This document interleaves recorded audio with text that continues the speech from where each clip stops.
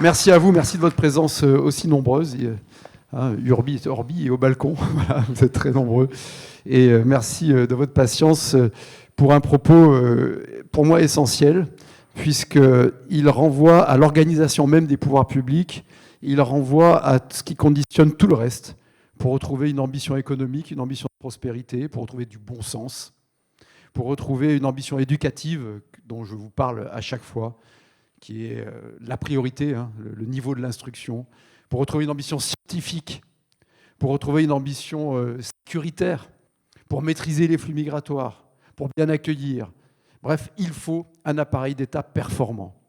Et pour un appareil d'État performant, il faut évidemment le nettoyer de toutes les scories de la bureaucratie dont nous avons eu quelques contre-exemples ou exemples ou parangons il y a quelques instants. Alors, parce que tout ce qui compte, tout ce qui préside à cette soirée n'a qu'une finalité, et il faut l'avoir à l'esprit, c'est redonner à la France sa grandeur. C'est redonner à la France sa grandeur et aux Français leur liberté. Et l'une ne va pas sans l'autre. L'une ne va pas sans l'autre parce que la France ne peut pas être grande, ne peut pas être la France d'ailleurs tout simplement, si ses citoyens ne sont pas libres. Et il n'y a pas de grandeur nationale sans puissance. Ce qui veut dire donc qu'il n'y a pas de puissance sans liberté. C'est QFD. Pas de puissance sans indépendance. Pas d'indépendance sans un État performant. Et donc pas de performance sans liberté. Vous me suivez ? Merci. Il n'y a pas d'État performant sans service public performant. Et c'est pourquoi remettre la liberté au cœur des choix économiques, des choix civiques, des choix de la fonction publique, va non seulement être une source de prospérité, mais c'est tout ce que ceux qui ne regardent pas la pensée libérale ne comprennent pas. Nous sauverons les services publics par la liberté. Nous recréerons des flux. Nous recréerons des flux positifs par la liberté. C'est la prospérité qui sera la condition de services publics performants. Et si, d'ailleurs, la performance d'un État et d'un service public était dépendante des coûts qu'il engendre, des dépenses qu'il nécessite et des procédures qu'il exige, nous serions le pays le plus performant avec la Corée du Nord, ce qui n'est pas le cas. Donc, nous avons pu rire ce soir, on a ri jaune évidemment tout à l'heure. Je pensais, en regardant cet exemple absurde, réel, hein, de cette obligation de toilettes, et le pire, c'est qu'en défense, le ministère a dit oui, on aurait pu exiger des toilettes genrées ou non genrées et binaires, etc. Je n'invente rien.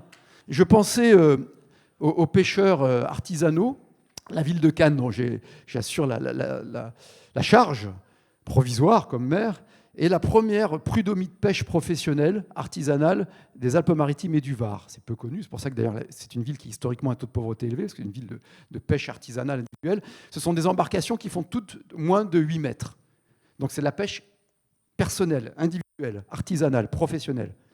Et depuis un an, on se bat contre une réglementation qui impose l'installation de GPS d'un système complexe, très très normé, de reconnaissance satellitaire, de géolocalisation satellitaire pour les bateaux, avec de surcroît l'obligation d'intégrer immédiatement le produit de la pêche, etc. C'est un coût énorme pour ces pêcheurs, qui par ailleurs sont subventionnés pour installer ce système, donc c'est débile, c'est absurde, et c'est une pêche qui est une pêche côtière, et qui est cette obligation contre laquelle on se bat, on a lancé même une pétition, c'est pas trop ma pratique, mais on l'a fait, est justifiée par le fait, bien sûr, pour la sécurité des pêcheurs. En fait, c'est pour tout tracer. Je peux vous assurer qu'on fait la pêche côtière sur la côte méditerranéenne, en tout cas chez moi, depuis les Phéniciens, jamais un pêcheur ne s'est perdu voilà, en faisant la pêche côtière. Jamais, voilà. Donc, alors oui, on en rit, on rit jaune, mais c'est une réalité. Et ce que nous avons pu voir aussi avec cette enquête menée par Nouvelle Énergie, hein, qui a recueilli, tu le disais tout à l'heure, 5000, donc j'étais en dessous de la réalité, eh bien, nous rendre compte de cette folie administrative que je ne cesse de dénoncer depuis des années, qui est une réalité concrète. Et derrière chacune de ces absurdités que nous avons entendues, les toilettes sur les barges, la minute réglementaire de M. Cyclopède, du contrôle technique, mais beaucoup plus celui-là. J'avais écrit un petit papier d'ailleurs dessus. La pauvre femme qui a affronté sa mort administrative et qui n'a pas pu recevoir les soins auxquels elle avait droit, etc. Eh bien, derrière toutes ces absurdités, il y a des Français qui se demande si la règle a encore un sens, si la décision administrative a encore un lien avec le réel. Et ce léviathan administratif, tentaculaire, kafkaïen, nourri de ses propres procédures, qui grossit tout le temps en s'auto-nourrissant, eh bien, nous dévore, tout simplement. Il dévore notre temps, il dévore notre santé, il dévore notre argent. Heureusement, il ne dévore pas notre nouvelle énergie, parce que nous allons finir par terrasser ce léviathan, parce que nous n'acceptons pas la fatalité du déclin et du déclassement français. Mais en tout cas, il touche tout le monde, il touche les usagers, les contribuables, les habitants, etc. Il touche les entrepreneurs. Moi, je le vois, le droit, je l'avais écrit dans Ainsi va la France. J'avais dit que nous, en tant que maires, entre les PADD, les SRADET, les SCOT, les InterSCOT, et je salue les nouveaux maires ici, bienvenue au club, les gars, vous allez voir. Nous sommes nous-mêmes les dépositaires d'un droit absurde. Moi, le droit de l'urbanisme me fait honte. Alors, j'y suis pour rien. Mais c'est un droit qui est fort avec les faibles et faible avec les forts, comme toujours l'arbitraire qui résulte de la complication. Parce qu'il faut bien comprendre que derrière la complication, il y a bien sûr le conformisme, je vais beaucoup l'évoquer dans ce propos, que pour une fois j'ai voulu poser, écrire et qui sera publié, parce qu'il est pour moi fondateur sur la bureaucratie. Mais il y a aussi, ne vous méprenez pas derrière le jargon, c'est vrai dans tous les univers, mais c'est très très vrai dans cet univers-là, il y a aussi une façon de tenir le pouvoir et de nourrir des cabinets. J'en dirai quelques mots tout à l'heure. Et ce n'est pas du complotisme, c'est une réalité. C'est une façon d'asseoir son autorité. On n'y comprend rien, et seuls certains nous disent ce que l'on doit comprendre dans ce qui est incompréhensible.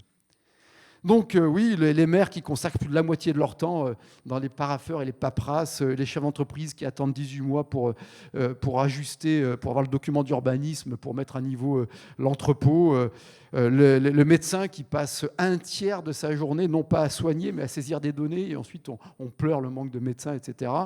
Eh bien oui, il nous faut abattre.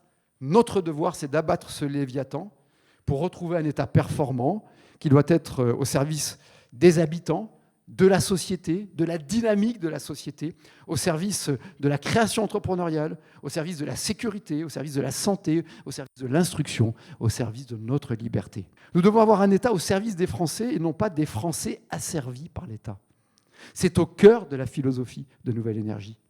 Ce sujet touche lui-même au cœur de la démocratie. Démos, le peuple qui doit être représenté, Cratie, le pouvoir. Notre démocratie meurt de cette impuissance publique qui est elle-même une résultante de la bureaucratie. Touche au cœur de la démocratie qui repose sur un contrat simple. Des citoyens libres délèguent à des représentants élus, le soin de faire la loi. Et cette loi, chers législateurs, s'applique à tous de façon égale et intelligible. Eh bien, ce contrat, aujourd'hui, mes chers amis, il est rompu. Et il est au cœur de la démocratie, de la crise de la démocratie actuelle. Il est rompu parce que la loi est devenue très souvent, pas toujours, mais très souvent illisible. Il est rompu parce que l'égalité devant la norme est une fiction, quand personne ne peut connaître l'intégralité des règles qui s'appliquent à lui. Il est rompu, mes chers amis, parce que l'administration dispose d'un pouvoir qu'elle ne devrait pas avoir et qu'on lui a laissé. C'est la faute des politiques. Ce décalage entre les promesses et la réalité nourrit la défiance. Cette défiance civique qui nous ronge. Et cette défiance, elle n'est pas irrationnelle. Elle est la réponse logique d'une société qui observe depuis des décennies que les engagements politiques ne se traduisent pas en actes. Les agriculteurs se plaignent de 14 réglementations pour tailler les haies. Vous vous souvenez, ça avait fait l'actualité il y a un peu plus de 2 ans. Le président de la République lui-même évoque le sujet au moment du Salon de l'agriculture, 2024 de mémoire. Et il promet de corriger le problème, président de la République. Le Premier ministre, que nous avons vu tout à l'heure dans les nominés, M. Attal, de l'époque, s'en empare aussi. Le Salon de l'agriculture arrive. 3 jours après ces déclarations solennelles, président de la République, Premier ministre, qu'est-ce qui arrive ? Une nouvelle réglementation. Ce que je dis est rigoureusement vrai, vous pouvez le vérifier, vous êtes connectés, même dans cette salle, je pense que ça marche. Voilà. Une réglementation sur le tas de fumier. Mais lisez-la, cette réglementation sur le tas de fumier. Il y a une distance en mètres, en centimètres par rapport aux champs, la telle hauteur que doit créer une largeur de temps, un radian de temps. Mais tapez-le, vérifiez maintenant. Elle existe, je vous assure, ce n'est pas un effet de manche, ce n'est pas un effet oratoire. Mais 3 semaines après et presque 3 ans après, les haies sont toujours les plus réglementées d'Europe. Voilà la réalité. Comment voulez-vous que les gens aient confiance ? La réforme la plus modeste devient si compliquée qu'elle échoue avant d'avoir produit ses effets. Chaque nouveau gouvernement annonce la simplification. Chaque nouveau gouvernement continue d'alimenter le système qu'il prétend réformer. Ce paradoxe est la conséquence d'une culture administrative qui préfère le contrôle à la confiance. C'est extrêmement important. On se rend compte que la confiance rapporte beaucoup plus, qu'il vaut mieux de temps en temps se faire gruger a posteriori que contrôler tout a priori. C'est la différence entre l'usage et l'abus, au cœur de notre pensée. Libérer l'usage, sanctionner l'abus. Quand l'État n'est plus capable de sanctionner l'abus, il contraint l'usage. Et il embête les gens normaux, c'est-à-dire 99% de la population. D'une administration qui préfère le contrôle à la confiance, la procédure à l'objectif, la forme au fond, la modalité à la finalité. Ce qui caractérise, j'ai essayé de réfléchir, qu'est-ce qui caractérise la technocratie? C'est quand la modalité qui a pu être à un moment donné justifiée. Individuellement, tout, ah ben oui, si on pouvait faire ça, ce serait bien. Sauf que la vie, la pureté, comme toutes les puretés, c'est toujours un fascisme, hein, si vous voulez. Et donc, ce qui caractérise la technocratie, c'est quand la modalité devient finalité. Qu'on ne sait même plus à quoi sert la procédure, la norme, la règle. On n'a jamais autant dépensé en prestations sociales. C'est quasiment un tiers du PIB, 900 milliards d'euros. C'est le record du monde. Il n'y a pas un pays, et de loin, qui consacre plus d'un tiers de sa richesse aux prestations sociales. Et pourtant, on n'a jamais eu autant de sans domicile fixe dans nos rues. Il suffit de sortir à Paris pour s'en rendre compte, mais dans toutes les villes, c'est vrai. On n'a jamais autant réglementé la construction, et pourtant, on n'a jamais aussi peu construit de logements. Crise majeure sociale, c'est la principale crise pour les gens aujourd'hui, avec le prix de l'essence, mais d'abord se loger. On n'a jamais autant encadré la médecine, et pourtant 87% du territoire national sont en désert médical. Alors les Français ne sont pas dupes de tout ça. Ils voient bien l'écart entre la dépense et le résultat. Hein, ils en veulent, et notamment les contribuables, on en veut pour notre argent. Thatcher, I want my money back, parler de l'Europe, mais ça vaut pour tout le monde. Et ils en tirent des conclusions. Et quand les institutions démocratiques ordinaires semblent incapables de corriger ce dysfonctionnement, eh bien, les Français, nous nous tournons vers ceux qui promettent de tout casser sans nécessairement savoir quoi construire à la place. Les démagogues, ce qu'on appelle les populistes, et qui d'ailleurs restent dans les mêmes schémas étatistes et infantilisants. Pour moi, je vais peut-être vous choquer, il n'y a pas de différence de nature entre ce qu'on appelle le bloc central, là, j'ai jamais trouvé ça, hein, et les extrêmes. Je les trouve tous étatistes, collectivistes, interventionnistes, socialistes, nourris à la même matrice. Et c'est pour ça aussi, d'ailleurs, que j'ai quitté LR.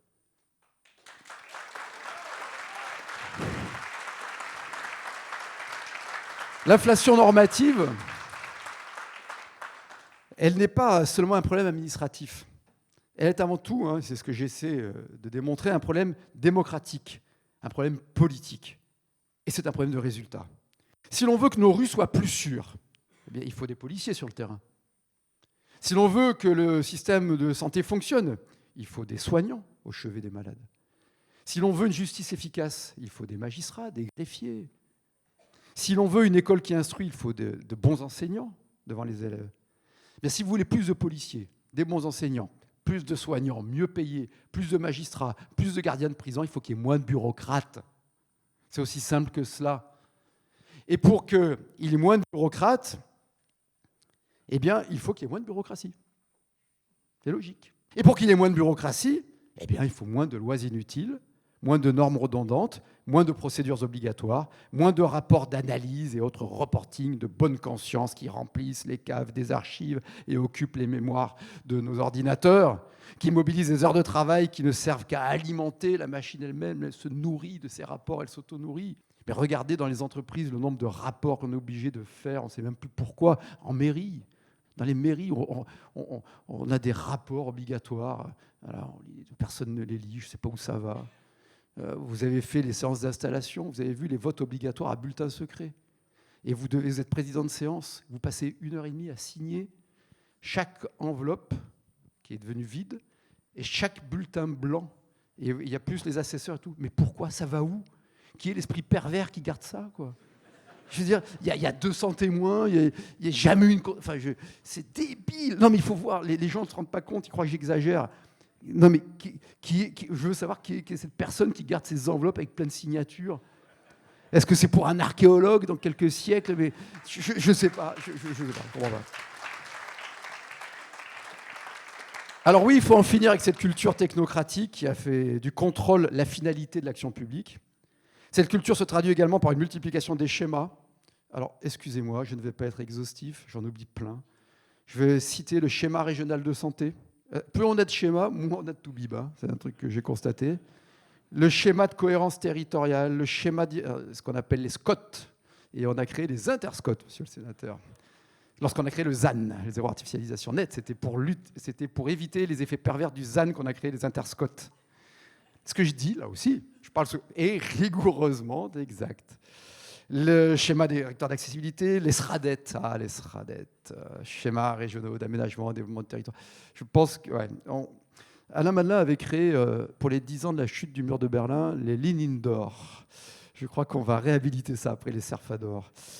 Voilà, etc., etc. Autant de documents stratégiques, bien sûr, qui font des dizaines, voire des centaines, voire des milliers de pages, dont l'élaboration prend des années, dont l'application est jamais effectuée, jamais contrôlée, d'ailleurs incontrôlable, et dont l'utilité réelle n'a jamais été évaluée, jamais prouvée, jamais même évoquée.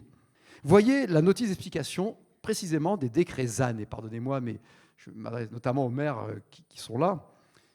Il y a eu donc la loi climat et résilience, loi fragmentation bureaucratique, dont on voit tous les effets avec la malédiction de certains acronymes en 3 lettres. DPE, ZFE, ZAN. Les 3 sont dans la loi. Et ensuite, il y a eu les décrets qu'on avait d'ailleurs attaqués au Conseil d'État, en accord avec le Sénat d'ailleurs, et nous avions gagné en partie, etc. Donc il y a eu d'autres décrets, et personne ne les comprend.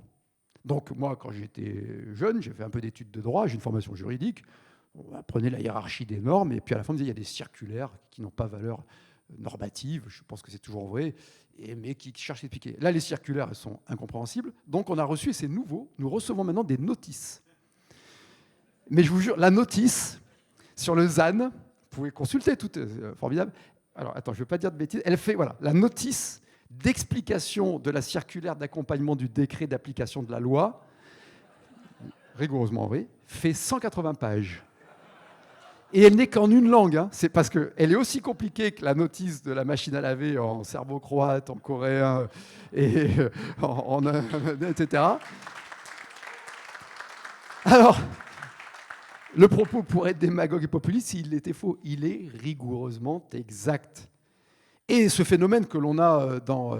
oui, je vois le chiffre. Notice thermique pour la construction des écoles. 1800 pages. Voilà. Donc, poubelle.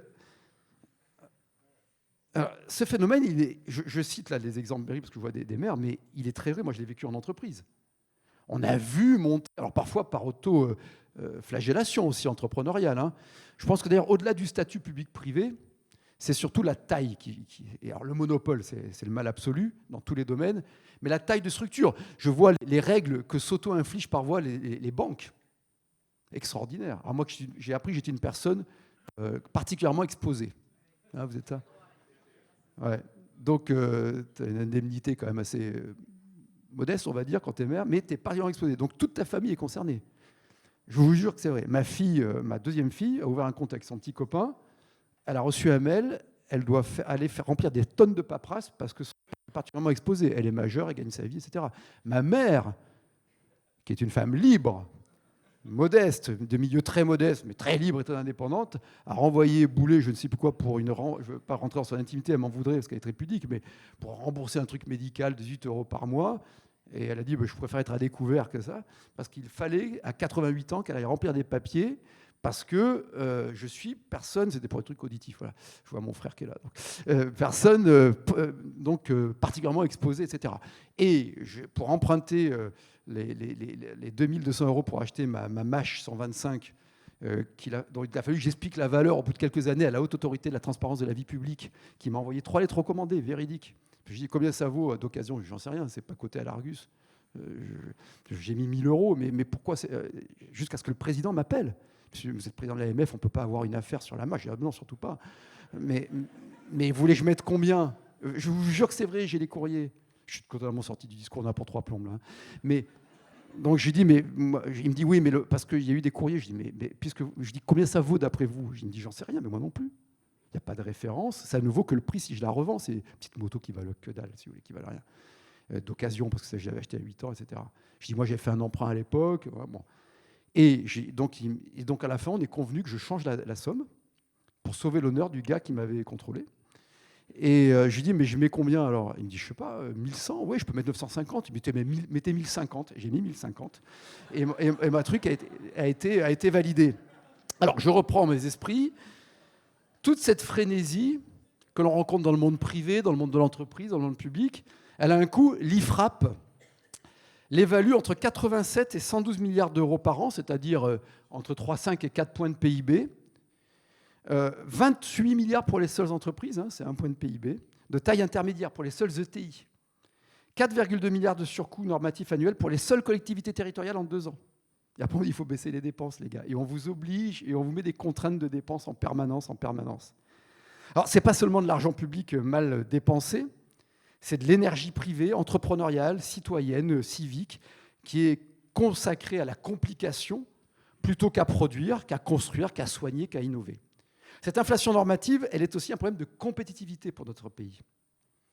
Entre 2019 et 2024, l'Union européenne a produit plus de 13 000 actes juridiques. Les États-Unis, dans la même période, en ont produit 3 500. 13 000 Union européenne, 3 500 États-Unis. Les chiffres sont là. De 2010 à 2023, la productivité du travail a progressé de 22% aux États-Unis et de 5% en Europe. Dites-vous qu'il y a un lien de cause à effet. C'est évident.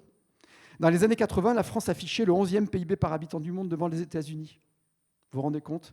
40 ans plus tard, nous sommes au 24e rang, nous sommes à la moitié des États-Unis en PIB par habitant. Et depuis 2022, notre PIB par habitant est passé sous la moyenne de l'Union européenne. Je pense qu'il faut vraiment le mesurer, cela. Mario Draghi, l'ancien président de la Banque centrale européenne, qu'on ne peut pas taxer de libéral dogmatique, d'ailleurs, libéral dogmatique serait un oxymore, a remis en 2024 un rapport qui montre que le retard de productivité européen est directement lié à l'incapacité à innover dans un environnement normatif qui étouffe. Pendant que l'Europe réglemente, le reste du monde dérégule et produit. C'est comme s'il y a un siècle et demi, les autres continents inventaient et construisaient les automobiles et que nous, on s'enorgueillissait simplement d'avoir inventé le code de la route. Et il faut le code de la route, mais il n'existe que parce qu'il y a des automobiles. C'est assez évident. Le droit est devenu une arme dans la compétition entre les puissances. Les États-Unis l'utilisent pour protéger leurs marchés, leurs entreprises, pour favoriser leurs champions nationaux, pour sanctionner, de façon parfois scandaleuse, leurs concurrents au-delà de leurs propres frontières. La Chine, mes chers amis, est en train d'arriver avec l'extraterritorialité de son droit aussi, que lui permet sa puissance économique. C'est la puissance économique qui permet cela. Et le China Standards 2035, qui a été élaboré, va imposer des normes techniques à l'échelle mondiale dans l'intelligence artificielle, la 5G et les énergies renouvelables. L'Europe, elle, régule ce qu'elle n'a pas su inventer et ce qu'elle ne sait plus produire. Or, la puissance normative est une conséquence de la puissance économique. Elle n'en est jamais la source. C'est pourquoi la dérégulation, si on veut débureaucratiser, on doit déréguler. Et c'est là où s'arrête très souvent le courage politique. Quand on parlait de débureaucratisation il y a 7-8 ans, on se faisait traiter, soit on disait ça n'intéresse personne, soit on vous disait vous êtes des populistes, ils ne disent pas démagogues, populistes. Les mêmes ont repris le thème, je pense à M. Attal par exemple. Sauf qu'ils disent mais on ne va pas déréguler, on va dire pour protéger les Français. On est gentils, on est bienveillants. Mais vous ne pouvez pas débureaucratiser si vous ne dérégulez pas. Il faut de la règle, mais de la bonne règle. On n'est pas des anarchistes. Ce n'est pas du tout la même chose. C'est le choix de faire confiance aux acteurs économiques plutôt que de les encadrer systématiquement. C'est le choix de remplacer l'autorisation préalable par la responsabilité a posteriori. C'est le choix de considérer que la liberté d'entreprendre, de construire, d'innover, j'allais dire de vivre, c'est le moteur de la prospérité. Les entreprises françaises et européennes le savent. Elles voient leurs concurrentes américaines et chinoises avancer sans les entraves que Bruxelles et Paris leur imposent. La question, elle n'est pas théorique. C'est une question de survie économique. Depuis 2002, le volume de droit français a plus que doublé. Ça va très vite. Il représente aujourd'hui 47,6 millions de mots. Pour le lire en entier, il faudrait, pour quelqu'un qui lit bien et vite, donc un peu mieux formé qu'aujourd'hui, 2643 heures. Personne ne l'a lu, bien sûr, personne ne le lira jamais. Même les conseillers d'État, ici présents. En 20 ans, le Code de la construction est passé de 300 000 mots à près de 680 000 mots. Le nombre d'articles du Code de l'environnement a augmenté de au moins 583%, je crois même que c'est plus. Le Code général des impôts a augmenté de 130%. Notre Code du travail, un de mes préférés, fait 4000 pages. En Suisse, il fait 160 pages en comptant les ordonnances d'application. Autrement, c'est moins de 100 pages. Au total, la France est aujourd'hui régie par 95 838 articles de loi, 258 385 articles de décret, 73% de plus qu'il y a 20 ans. Le journal officiel atteignait 69 549 pages en 2024, contre 33 997 en 2004, c'est-à-dire qu'en 20 ans, on a plus que doublé. J'ouvre les guillemets. L'office de la loi est de fixer, par de grandes vues, les maximes générales du droit, et non de descendre dans le détail des questions qui peuvent naître sur chaque matière. C'est du Portalis, et c'est beau. Eh bien, nous en sommes très loin aujourd'hui. Désormais, la loi nous assomme, et ces chiffres donnent le tournis. Général de Gaulle, comment voulez-vous gouverner un pays qui a 258 variétés de fromage ? Il avait raison de poser la question. Alors imaginez, comment voulez-vous gouverner un pays qui a plus de 400 000 normes ? Vive le fromage, mort à la norme. Pour mesurer ce que cela représente, eh bien oui, je citais Portalis, c'est pas simplement pour faire plaisir à Romain Marsilly, notre directeur général corse. On a entendu tout à l'heure, à un moment donné, il a pris une phrase, je ne sais plus laquelle. La corsitude est remontée dans l'accent, c'était magnifique. Donc, on va remonter à Napoléon. En 4 mois, avec 3 autres juristes, dont Portalis, Napoléon a rédigé l'avant-projet du Code civil. En moins de 4 ans, il était promulgué 2280 articles, clairs, lisibles, compris tous. Et d'ailleurs, les maires ici, on voit bien les articles lorsqu'on procède à un mariage qui n'ont pas été trop retouchés, qui sont originels du Code civil, sont les plus beaux. Les époux s'obligent mutuellement à une communauté de vie. Paf, on comprend très bien que la communauté de vie n'est pas une définition du mariage. On peut vivre en communauté sans être marié, mais que si on est marié, on vit ensemble. Et que s'il y a rupture de communauté de vie, ça produit des effets juridiques immédiats.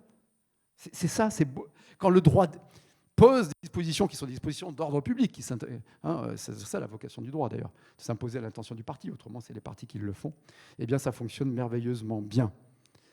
Alors, 5 codes en 10 ans qui ont refondé l'intégralité du droit français, qui ont inspiré les législations de la moitié du monde. Eh bien aujourd'hui on a 80 codes. 80 codes. Champion du monde, comme les impôts. Tout a été compliqué depuis des années au nom même de la simplification.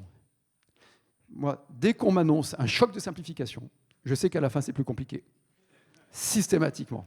Mais systématiquement. À chaque fois. Le choc 2, ça a été comme le choc de la construction, vous vous souvenez, 2017, Emmanuel Macron. On va faire un choc. On l'a pris du choc. On est passé de 480 000 logements neufs à 280 000 logements neufs. Je m'étonne. Impôt sur la fortune immobilière. Le seul impôt local, c'est l'impôt foncier. Les normes, les contraintes, le ZAN, le surenchérissement du foncier. Enfin, il n'y a que des génies technocrates pour imaginer qu'en créant la rareté de ce qui est désiré, on va créer de l'offre. Et vous comprenez, enfin, c'est absurde et on va faire baisser le prix. C'est absurde.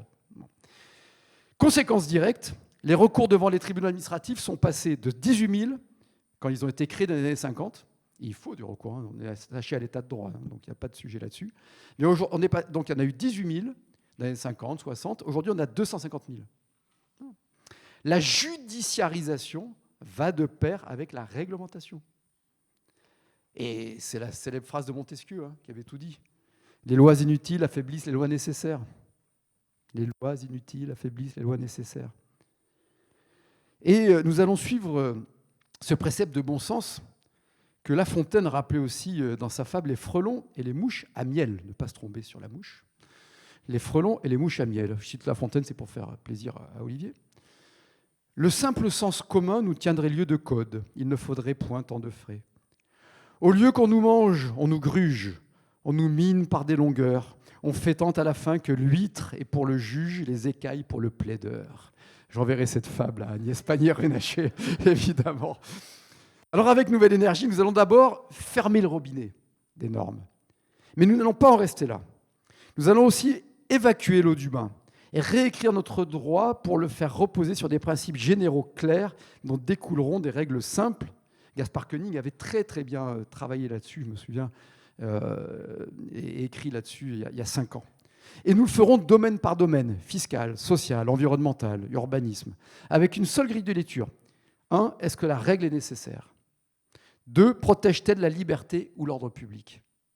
Si oui, on la garde. On la réécrit en français clair, intelligible par tous. Sinon, on la supprime. Et pour tout le reste, une règle générale s'appliquera.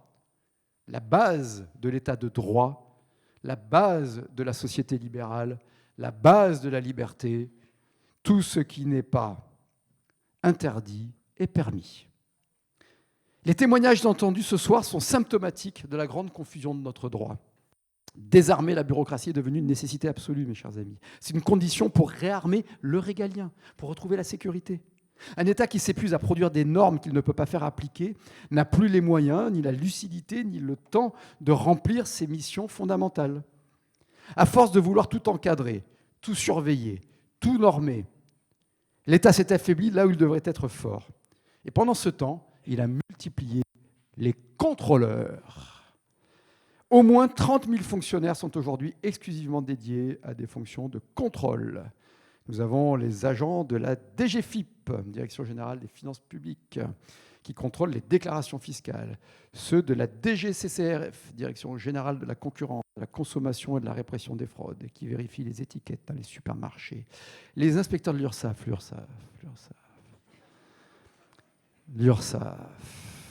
qui, dans la salle comme moi, avant dans le commerce et maintenant comme employeur d'une régie de transport, de droit privé, mais de propriété publique, a eu des conflits avec l'URSSAF. Voilà. Ah, ça me rassure. L'URSSAF, c'est magnifique. L'URSSAF, c'est formidable, l'URSSAF.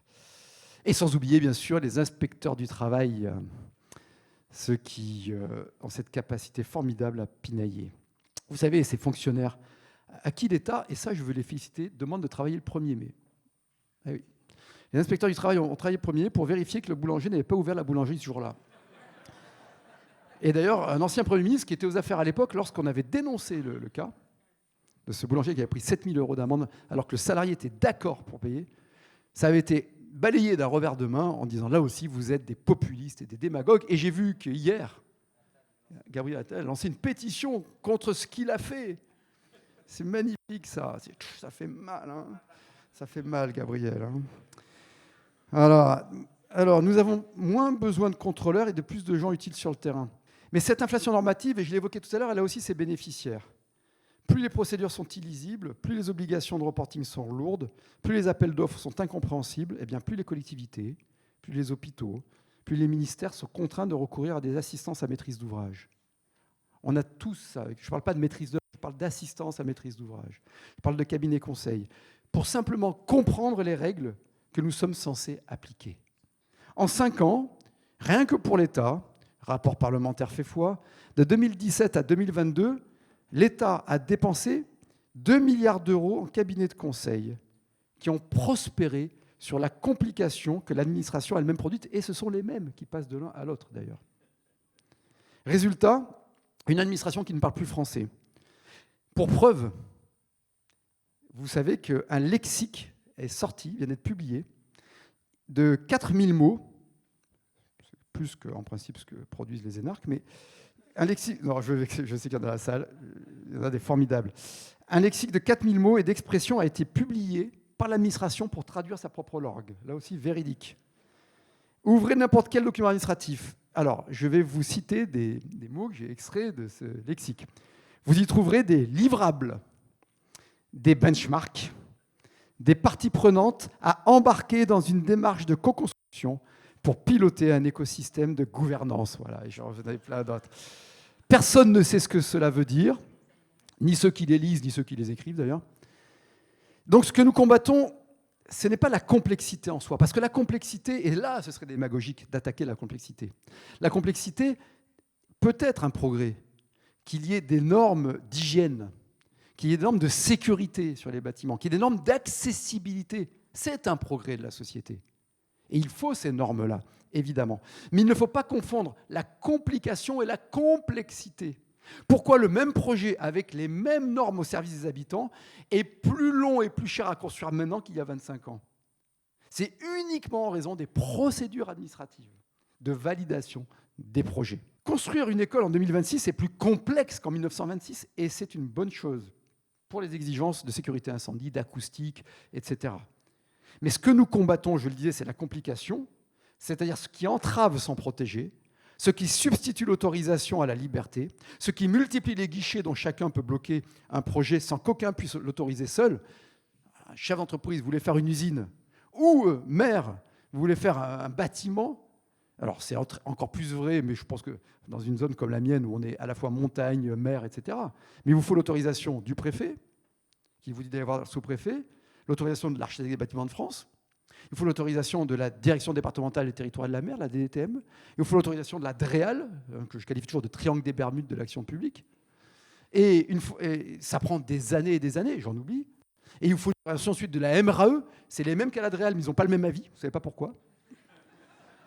Véridique aussi, et là aussi, ce n'est pas un effet de manche, ce n'est pas un effet oratoire, et il faut savoir qu'aucune de ces administrations ne peut vous autoriser à elle seule votre projet, mais que chacune de ces administrations peut vous interdire à elle seule votre projet. Et c'est comme ça qu'on est le pays le plus lent de l'Union européenne pour attribuer un permis de construire à un bâtiment industriel. Beaucoup plus lent que les Italiens, mais beaucoup plus lent que les Espagnols, que les Allemands, que les Hollandais, que les Suisses, qui ne sont pas dans l'Union européenne en l'occurrence. Philippe Muret se demandait avec justesse si la seule bonne question est de savoir s'il est encore possible de ne pas tout interdire absolument. C'était dans l'Empire du bien, c'est là qu'il dit aussi, c'est génial Philippe Muret, c'est lorsque les empires s'écroulent que l'on y multiplie les lois. Eh bien nous y sommes. Alors notre réponse, elle doit être concrète, au cas par cas, secteur par secteur, norme par norme. Le DPE interdire l'allocation de 453 000 logements parce qu'ils consomment trop d'énergie. Mais dans les secteurs protégés, c'est-à-dire quasiment tous les secteurs, à moins de 500 mètres d'un monument historique, les bâtiments de France interdisent le double vitrage, celui qui permet d'obtenir son DPE, qui permettrait précisément de les rénover. La même règle crée le problème et empêche la solution. La règle doit être simple. L'ABF ne doit pas pouvoir s'opposer à des travaux d'isolation dès lors que les solutions adaptées aux bâtis anciens existent sur le marché. Aussi simple que cela. Une commune ne peut pas être simultanément contrainte par le zéro artificialisation nette de ne pas construire et sanctionnée par la loi SRU de ne pas avoir assez construit. Cette double peine, elle doit être supprimée. Et les 55 000 hectares de zones commerciales déjà artificialisées, parkings, hangars, friches, doivent être mobilisés pour un potentiel d'1 million de logements. C'est là qu'on va trouver les solutions. Dès la création d'une entreprise, l'URSSAF réclame des cotisations avant même le premier euro de chiffre d'affaires. Avec Nouvelle Énergie, nous proposons d'exonérer toute entreprise nouvelle pendant les 12 premiers mois et calculer ensuite les cotisations sur les revenus effectivement perçus. C'est tellement du bon sens et légitime. Un retard de 60 €, puisqu'on a eu ce cas, ne devrait pas pouvoir déclencher, et avec nous ne déclenchera plus l'intervention d'un huissier et de 5 800 € de pénalité. Aberration que nous avons constatée. La France interdit 140 substances phytosanitaires autorisées partout en Europe, avec des zones de non-traitement 2 à 4 fois plus larges qu'en Allemagne. Nos agriculteurs subissent des contraintes que leurs concurrents européens n'ont pas. Et à chaque crise, on va vous donner des aides. Mais laissez bosser les gens. Laissez-nous faire. Laissez-nous faire. Le livre noir de la bureaucratie, qui évoquait Romain et que nous publierons, recensera des dizaines de normes et d'absurdités administratives, autant d'exemples concrets pour lesquels nous apportons, et en face, il y aura la réponse, la solution, à chaque fois. Alors c'est vrai, beaucoup avant nous ont promis de simplifier, tous ont échoué. Alors pourquoi nous réussirons ? D'abord parce qu'on n'est pas eux. Voilà. Pardonnez-moi de le dire. On n'a pas les mêmes parcours. Non, mais à chaque fois, on dit pourquoi on vous croirait. On n'a pas les mêmes parcours de vie, on n'affronte pas les mêmes choses, on n'a pas vécu les mêmes choses. Voilà. Ils sont très bien, ils sont intelligents, mais ils n'ont pas. Voilà, je pense que ce qui est traité avec condescendance, je vois, je lis, j'écoute. Ah ouais, mais pour qui c'est pas un maire ? En plus du Sud, chaussures bicolores presque. Voilà. Parents commerçants, tu vois. Voilà. Mais au moins, parents qui étaient artistes et footballeurs reconvertis dans un petit commerce, quand ça marchait, ils étaient récompensés, quand ça échouait, ils perdaient. Il y avait parfois des huissiers, puis il y avait parfois de la prospérité. En tout cas, on était responsable de nos actes. Jamais ce serait venu à l'idée de mes parents d'aller voir le maire ou le député quand il avait un problème économique. Jamais. Et il en a eu des problèmes. On en a eu des problèmes. Voilà. Et je pense que ça forge le caractère et que ça permet de connaître la vie et de l'affronter avec peut-être plus de compétences. Ensuite, parce que contrairement à eux, nous ne traiterons pas la simplification comme une question de communication, d'ajustement marginal ou comme de la poudre de perlimpinpin électorale. Parce que nous ne chercherons pas à rationaliser un système tout en continuant à l'alimenter. C'est aussi une des raisons de mes choix récents politiques. Je ne pense pas, avec la meilleure volonté du monde, que l'on puisse sauver un système dit État-providence, qui a produit de magnifiques progrès, mais qui reposait sur une croissance démographique et sur des gains de productivité. La réalité démographique est ce qu'elle est. Parce que, contrairement à eux aussi, nous ne bureaucratiserons pas la débureaucratisation en créant des commissions pour simplifier, des agences pour évaluer, des agences bureaucratiques pour évaluer les agences bureaucratiques, des normes bureaucratiques pour supprimer les normes bureaucratiques. C'est exactement ce qui se passe, c'est ce qui est en train de se passer dans les textes. Enfin, ça c'est quelque chose. On ne peut pas demander au système de se réformer lui-même. Demander au système de simplifier, c'est un peu comme demander aux dealers de supprimer le trafic de drogue, quoi. C'est des gens très compétents, très bien, qui nous aideront, parce que cet État profond sera avec nous. Il a toujours montré dans son histoire sa capacité, j'allais dire un terme plus polémique, à travailler avec le pouvoir en place. Mais cela doit venir d'une impulsion forte, populaire, politique, légitime. La première réponse sera institutionnelle, en partant du principe que la transformation de l'État ne peut pas être confiée à l'administration. Elle en sera un des agents d'application. La démarche de performance publique doit être pilotée depuis l'Élysée ou Matignon. Un responsable à la performance publique, directement rattaché au Premier ministre, aura autorité sur tous les ministères et réunira des personnalités des secteurs privés, mais aussi des praticiens des secteurs publics, y compris des fonctionnaires, recrutés pour leur expertise opérationnelle, non pour leur appartenance au grand corps, pour simplifier. La deuxième réponse, elle sera méthodologique. Et nous regardons un peu ce qui s'est passé à l'étranger. La Nouvelle-Zélande, de Roger Douglas, en 1984, en 4 ans, démantèlement complet de l'État interventionniste, privatisation massive, déréglementation du marché du travail, fin des subventions agricoles. Sa méthode repose sur une règle d'or, on ne va jamais trop vite dans la réforme. Si on réforme lentement, chaque lobby a le temps de se mobiliser, de négocier et de bloquer. La Nouvelle-Zélande est passée d'une économie qui était en déshérence totale, sous tutelle, à l'un des environnements les plus compétitifs du monde en moins d'une législature. Et les premiers gagnants, ça a été les salariés, les travailleurs, les salariés pauvres, qui sont devenus moins pauvres, plus riches. En Allemagne, je cite Gerhard Schröder, chancelier social-démocrate, socialiste, qui dit devant le Bundestag qu'il faut réduire les prestations de l'État, encourager la responsabilité individuelle et demander à chacun de faire davantage. Les lois Hartz réforment le marché du travail, l'indemnisation chômage, la flexibilité des contrats. En Suisse, rien de spectaculaire, mais tout d'efficace. Une architecture institutionnelle incomparable, démocratie directe permanente, confédéralisme véritable, subsidiarité ascendante. Je parlais de mes parents tout à l'heure, quand ils vivaient à Besançon, en mai 68, j'étais conscient en mai 68, panne de courant, clac. Et à l'époque, on allait faire les courses en Suisse. Ça paraît fou, hein. Frontalier allait faire les courses en Suisse, il y a 57 ans, donc, 58 ans.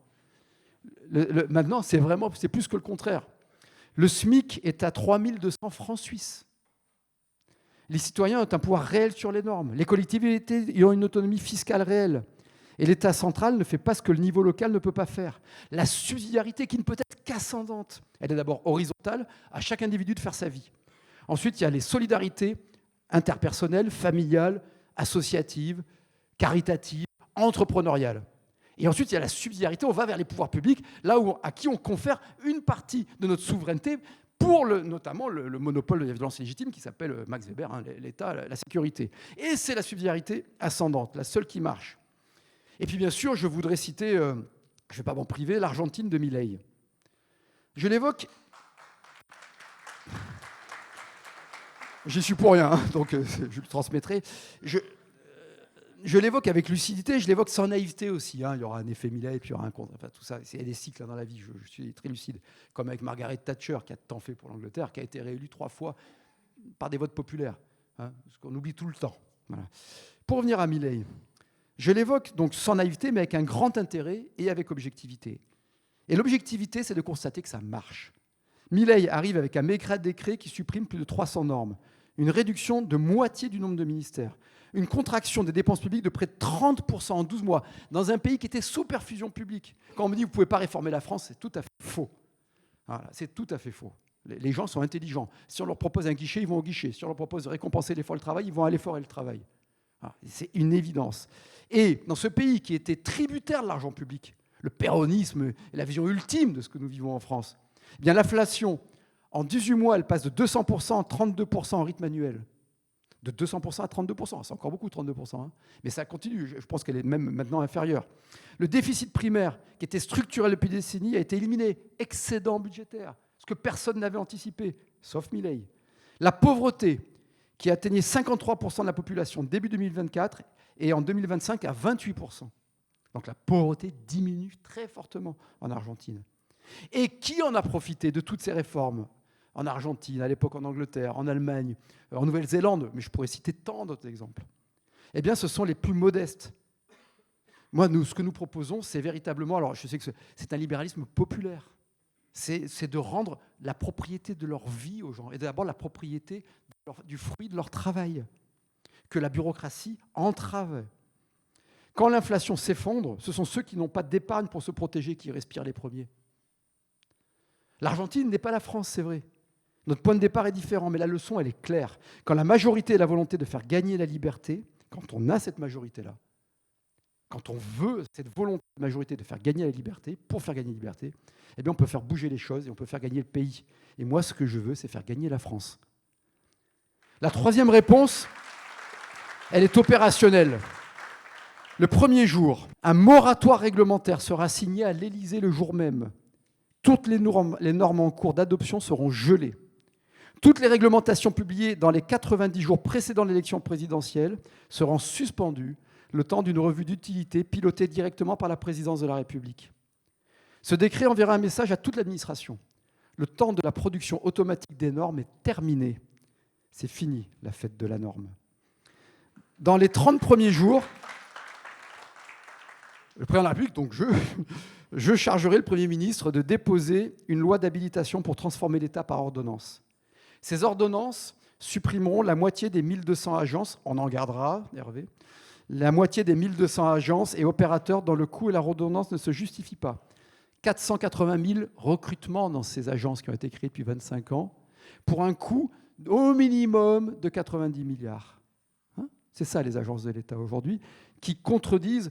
Sur l'environnement, aujourd'hui, vous avez 7 entités de l'État, c'est plus juste qu'agence d'ailleurs, 7 entités étatiques, certaines de statut d'agence, d'autres AI, d'autres de direction, qui interviennent sur les mêmes dossiers. Donc oui, immédiatement, nous supprimerons les ARS, les DREAL, la MRAE et autres DRETS, Direction régionale de l'économie, l'emploi et travail et solidarité. Ces ordonnances rétabliront un interlocuteur unique déconcentré, en l'occurrence le préfet. Il sera chargé non plus de délivrer des autorisations préalables, mais de contribuer a posteriori et de sanctionner effectivement. Ces ordonnances interdiront la surtransposition des directives européennes. Interdiction de la surtransposition des directives européennes.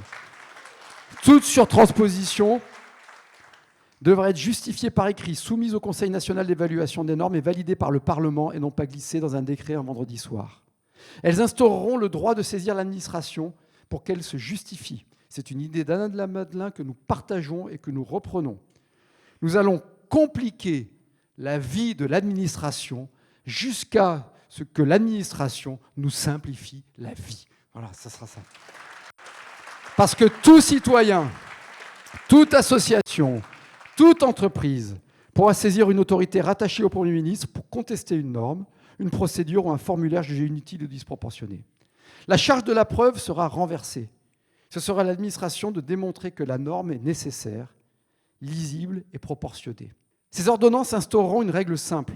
Toute nouvelle norme imposera la suppression de 2 normes de rang équivalent. Ces ordonnances incluront enfin un principe de compétitivité. Toute nouvelle norme devra être accompagnée d'une évaluation de son impact sur la croissance. Si cet impact est négatif, la norme ne pourra être adoptée sans compensation explicite et réelle, notamment pour les entrepreneurs. Dans les 45 jours ensuite, Mise en œuvre d'une revue fonctionnelle ministère par ministère sur le modèle canadien de 1994. 5 questions posées à chaque programme, à chaque agence. À quoi cela sert votre action? À quoi sert-elle? Les Français en ont vraiment besoin. Deuxième question. Troisième question. L'État doit-il le faire? Ou au contraire, peut-on le faire par une collectivité, avec un contrat? Ou le secteur privé? Est-ce qu'on ne peut pas privatiser? Si l'État doit le faire, peut-il le faire mieux et moins cher? Enfin, si oui, comment le faire et sous quel délai? C'est exactement les questions que je pose à l'administration dans ma commune. C'est ce qui nous a permis de réduire la dette maintenant de 82 millions d'euros en 11 ans, de baisser la fiscalité, de réduire la masse salariale de 18%, de ne pas avoir un jour de grève, d'avoir moins de fonctionnaires, mieux payés et plus de performances publiques.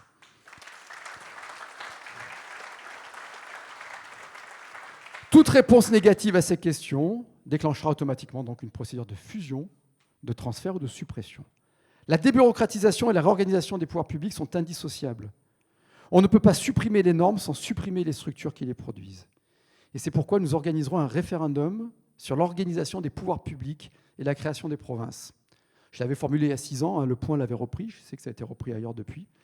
Ces provinces résulteront de la fusion des régions et des départements en une 50aine d'entités, avec un vrai pouvoir normatif local, une véritable autonomie fiscale, des compétences exclusives et non plus des compétences partagées où personne n'est responsable de rien. Moi, je n'ai qu'une doctrine, c'est le responsabilisme. Voilà, c'est le seul mot avec le réalisme, qui ne peut être qu'individuel. Dès qu'on vous parle de responsabilité collective, on se moque de vous. C'est toujours la façon de noyer l'échec ou l'analyse. La responsabilité collective n'existe pas pour une raison simple, c'est que la punition collective, à juste titre, est totalement interdite. Donc la punition collective n'existe pas parce que la responsabilité collective n'existe pas. C'est aussi simple que cela. La subsidiarité ascendante sera appliquée. Chaque décision sera prise au niveau le plus proche du terrain et ne remontera au niveau supérieur que ce que le niveau inférieur ne pourra pas faire seul. C'est-à-dire que c'est le niveau inférieur qui transférera le pouvoir à l'autorité supérieure. Le préfet ne décide plus à la place du maire. L'État central ne décide plus à la place de la province. Bruxelles ne devra plus décider à la place de Paris. Il faudra aussi modifier la Constitution. Nous supprimons le principe de précaution funeste et nous lui substituerons le principe de responsabilité. Dans les 100 premiers jours ensuite, réforme de la haute fonction publique, suppression de l'Institut national du service public, c'est le machin qui a remplacé l'ENA, sans rien changer au problème de l'énarchie, qui sera remplacé par des voies d'accès diversifiées qui vont valoriser les profils opérationnels et les expériences de terrain. Instauration d'un spoil system. Les directeurs d'administration centrale seront recrutés sur contrat d'objectifs, évalués sur les résultats et révocables. Comme dans la vraie vie. Chaque ministère disposera en outre d'une fonction transformation dédiée, chargée de piloter le changement de l'intérieur. Je veux remercier tous les fonctionnaires. On a une super fonction publique en France. Je le dis très sincèrement. Intègre, bien formée. Et beaucoup des propositions que je travaille sont alimentées, certains sont dans la salle d'ailleurs, par des préfets, des conseillers d'État, des fonctionnaires, des directeurs, etc., ou des agents qui m'alimentent en exemples absurdes et qui m'alimentent en solutions. C'est à cela, on va redonner le pouvoir et on va redonner le moral, on va recréer des responsabilités individuelles. Et puis, moi je me souviens très bien, une première fois, il y a une quinzaine d'années, je disais, qui est le DRH de l'État? Il n'y a pas de DRH. Extraordinaire. Nous créerons une DRH de l'État, n'est-ce pas, cher Jérôme Tixier? Il n'est pas acceptable que la première organisation de France ne sache pas gérer ses ressources humaines. La France ne manque pas de talent, elle ne manque pas d'énergie, elle ne manque pas d'idées. On a les meilleurs du monde, on a les créatifs les meilleurs du monde. Dans le 21e siècle de l'IA et de la quantique, l'esprit français doit rayonner, c'est une évidence. Mais notre France, elle est paralysée par un excès de normes, de procédures et de bureaucratie. Elle a un appareil d'État qui est surdimensionné dans ses fonctions administratives et sous-dimensionné dans ses fonctions régaliennes. Simplifier, mes chers amis, est donc un choix politique. Déréguler est une nécessité. Cela suppose de résister au corporatisme, de résister au conformisme technocratique et descendant, j'allais dire condescendant, mais ça aurait pu être mal interprété, aux routines, aux réflexes de surtransposition, à cette tentation permanente de produire une règle nouvelle pour compenser l'échec de la précédente. Alors certains me diront que c'est radical. Eh bien, oui, vous avez raison, c'est radical. C'est radical parce que notre pays est radicalement bureaucratisé, parce qu'il est radicalement endetté, parce qu'il est radicalement en insécurité, parce que notre pays régresse radicalement dans la compétition mondiale, parce que notre pays est radicalement dépassé par d'autres pays qui ont choisi la liberté économique plutôt que la norme systématique. Alors, à déclassement radical, redressement radical. Mais cette radicalité, qui n'est pas un extrémisme, qui est même l'antidote aux extrémismes, cette radicalité, celle qui consiste à aller à la racine des choses, c'est bien l'étymologie du mot, elle ne s'improvise pas, elle n'est pas brutale, elle est juste constructive, méthodique et déterminée. De Gaulle en est le meilleur exemple. De Gaulle nous l'a enseigné en 1958. En 1958, en moins de 9 mois, De Gaulle produit 335 ordonnances. 335 ordonnances en le temps d'un accouchement, en moins de 9 mois. On n'a jamais autant eu, avec le plan RUEF notamment, une telle radicalité, notamment libérale, de redressement du pays. Il soumet la nouvelle constitution à référendum. Il met en place le fameux plan RUEF. Et en 4 ans, la France devient une vraie puissance, redevient une vraie puissance. De Gaulle n'a pas créé une commission pour réformer. De Gaulle a gouverné, il a gouverné, il a gouverné et il a gouverné. C'est-à-dire qu'il a préparé, qu'il a décidé, qu'il a agi vite, fort, qu'il a demandé sa légitimité directement au peuple et qu'il a assumé les votes du peuple, y compris lors du référendum de 1969. C'est cela, la radicalité constructive et méthodique. On ne réforme pas un pays en demandant la permission à ceux qui ont intérêt à ce que rien ne change, à la caste qui nous dirige et qui voudrait nous faire croire que la présidentielle est déjà jouée. C'est à mes yeux l'une des conditions du redressement national. Et c'est pour cela que nous ferons de la débureaucratisation une grande cause nationale. Non pas un chantier parmi d'autres, mais la condition de tout le reste. La débureaucratisation sera érigée au rang de grande cause nationale du quinquennat. Parce que sans débureaucratisation, pas de performance publique. Sans débureaucratisation, pas de compétitivité retrouvée. Sans débureaucratisation, pas de régalien renforcé. Sans débureaucratisation, pas de liberté rendue aux Français. Sans débureaucratisation, pas de prospérité, de liberté et d'autorité. C'est le préalable, c'est notre engagement et c'est ce qui fait que la France redeviendra libre, puissante et grande. Merci à vous.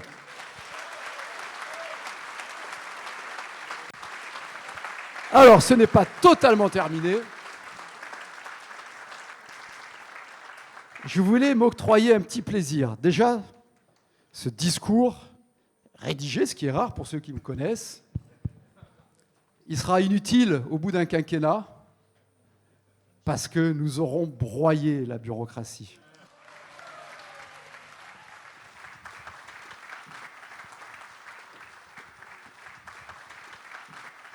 On ne va pas se contenter du discours et je voudrais que les remettants qui ont bien travaillé viennent avec moi. Allez, on va se faire un petit plaisir, si vous n'avez pas peur hein, qu'on se moque de vous. Regardez, le code du travail.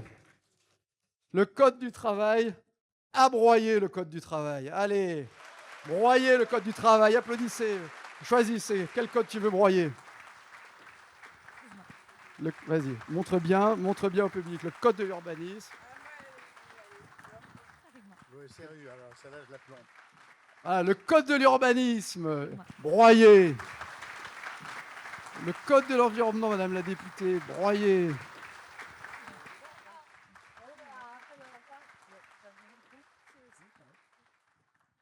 Allez, vas-y, fais-toi. C'est lequel celui-là? Construction. Ah, le code de la construction. Il y en a tellement.